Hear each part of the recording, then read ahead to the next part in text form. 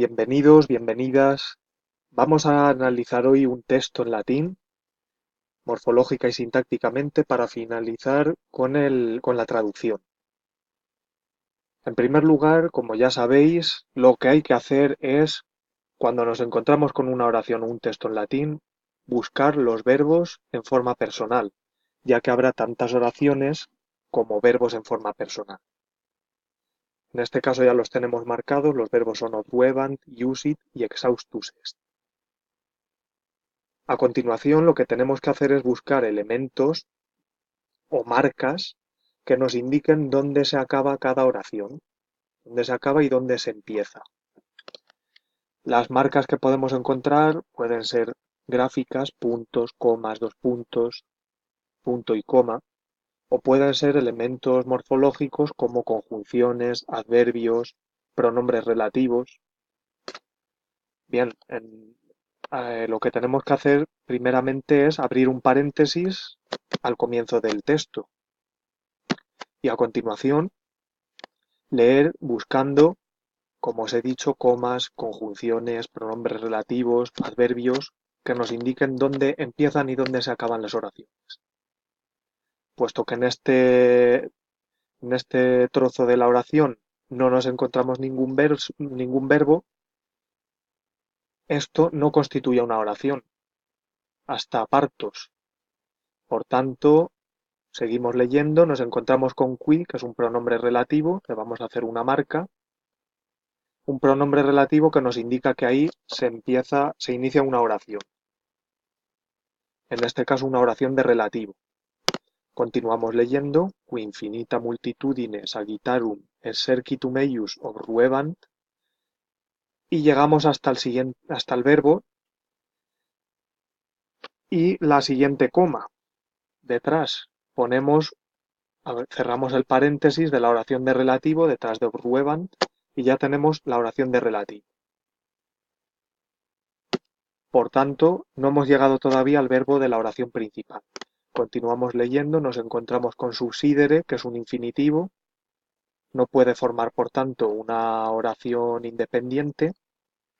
Nos encontramos con facere, que es otro infinitivo, que no puede formar una oración independiente. Y finalmente llegamos a usit, que sí es un verbo en forma personal, y dos puntos. Por tanto, nos indica que aquí hay un final de oración.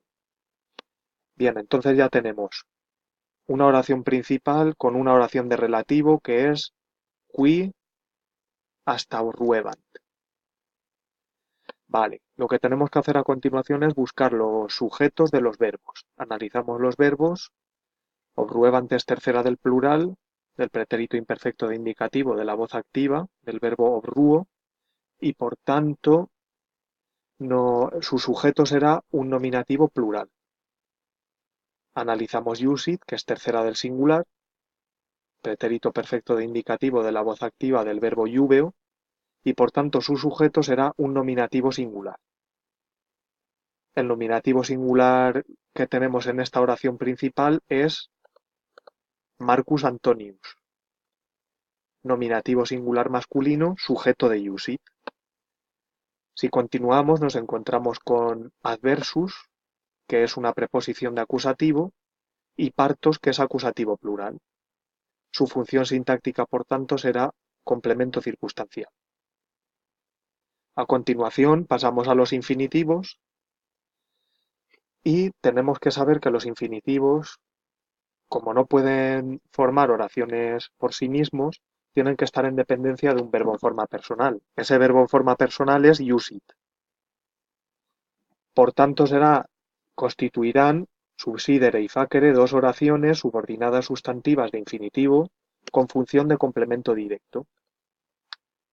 El nexo que las une es et, que en este caso no tiene función sintáctica de nexo, se dejaría como conjunción. Sería nexo si uniera verbos en forma personal. A continuación, analizamos suos, que es acusativo plural, masculino de suus, sua, suum, el pronombre posesivo, y testudinem, que es también acusativo singular, femenino de testudo, testudinis. La duda que tenemos ahora es si estos acusativos son sujeto de los infinitivos o complemento directo. En el primer caso, suos es sujeto de subsidere,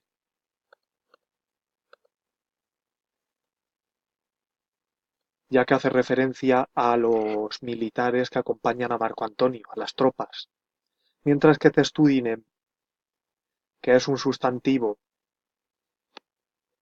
que hace referencia a la tortuga como formación del ejército, formación de defensa, es más raro que sea sujeto de un verbo, al no ser una persona. Por tanto, es complemento directo de facere.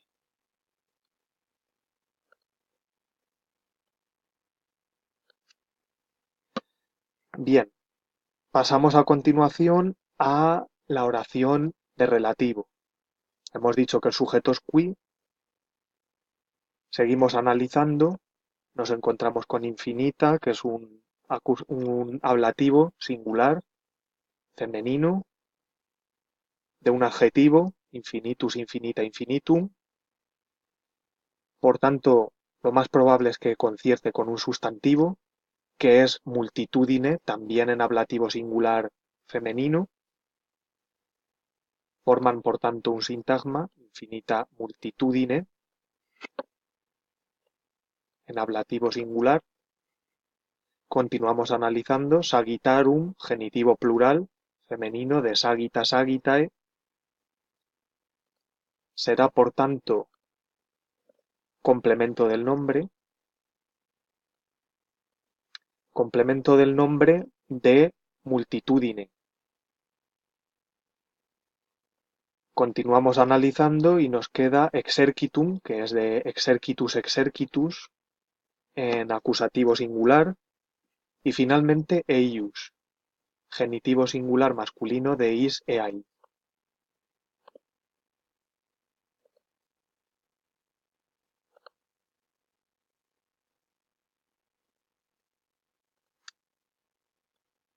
Bien, si miramos el verbo ruo,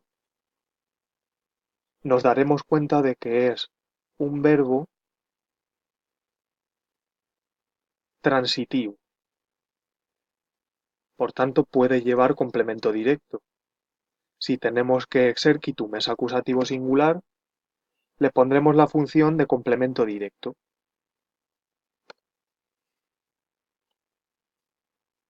Y nos quedaría eius, que hemos dicho que es genitivo singular, y le pondríamos la función de complemento del nombre de exercitum.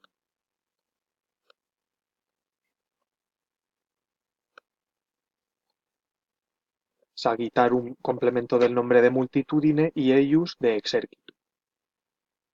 Incluso podríamos poner dentro del complemento directo también eius y dentro del complemento circunstancial también a sagittarum, ya que el complemento del nombre siempre forma parte del sintagma al que complementa, del sintagma o nombre al que complementa. Y pasamos finalmente a traducir. Marco Antonio ordenó hacer la tortuga y que los suyos se protegieran contra los partos, quienes con una infinita avalancha de flechas habían puesto en huida a su ejército. Puesto que ya tenéis aquí explicada la teoría más o menos y la práctica del análisis y la traducción, os dejo el siguiente trozo del texto para que lo analicéis. Hasta la próxima.